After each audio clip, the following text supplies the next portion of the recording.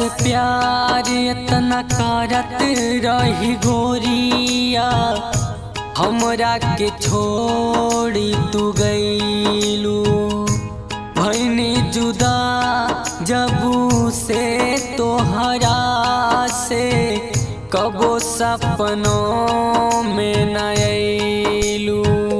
सनहिया लगा के हमके हंसा के, सनहिया लगा के हमके हंसा के, काहे चल गइलू जान, काहे चल गइलू जान, हमके रोआ के सनहिया लगा के हमके हंसा के, काहे चल गइलू जान, काहे चल गइलू जान, हमके रोआ के सनहिया लगा के हमके हंसा के सनहिया लगा के।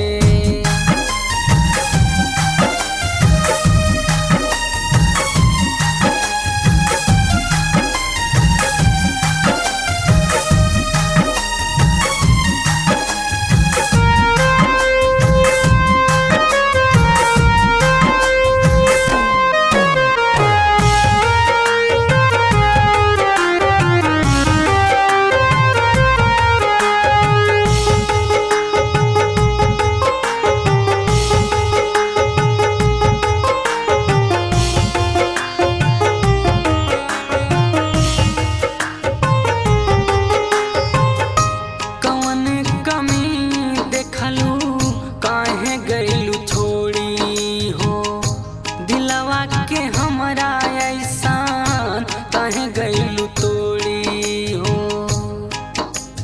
हाँ कौन कमी देखलू, काहे गइलू छोड़ी हो दिलवा के हमरा ऐसान, काहे गइलू तोड़ी हो। हंसत खेलत जिंदगी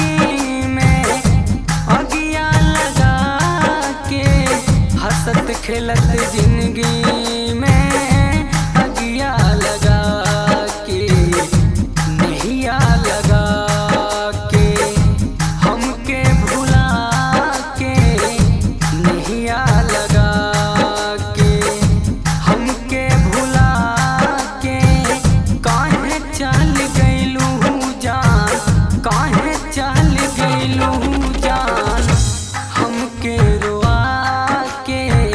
सनहिया लगा के हमके हंसा के, काहे चल गइलू जान, काहे चल गइलू जान, हमके रोआ के सनहिया लगा के।